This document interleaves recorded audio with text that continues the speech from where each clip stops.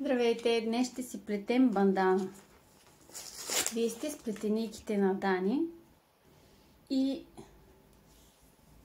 ще плетем тъмносиня бандана. Ако ме питате мене, си е шал, обаче младежа, който си го поръча, държи да се казва бандана. Та за това днес ще плетем тъмносиня бандана.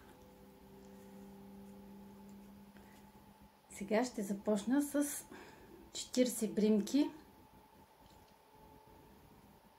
обикновени бримки. Имам си 40 бримки. Я да видим. Би трябвало да му стане. Шегувам се. Аз съм го мерила по него и знам, че 40 бримки са точно неговия размер. Сега ще изплета висок пълнеж по целия ред. Във всяка бримка по един висок пълнеж.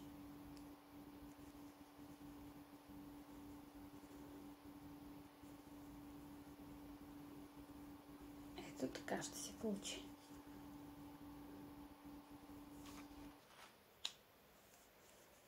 Ето го това, което се получи на първия ред. Сега ще продължим висок пълнеж, но няма да взимам цялата бримка, а ще плета през задната половина на бримката. Чакайте, че тук много не се вижда. Вместо да промушвам куката през цялата бримка, ще я промуша само през задната част на бримката. И ще се получи ефекта ластик. Хайде да видим какво ще стане. Ето тук имам плетени вече няколко реда. Малко се изместих на слънце, защото прежата е доста тъмна и почти не се вижда ефекта. Ето. Когато се оплетат още няколко реда, ще си личи още по-добре. Стигнахме до 10-тия ред. Ето така изглеждат 10 реда. Има лека еластичност.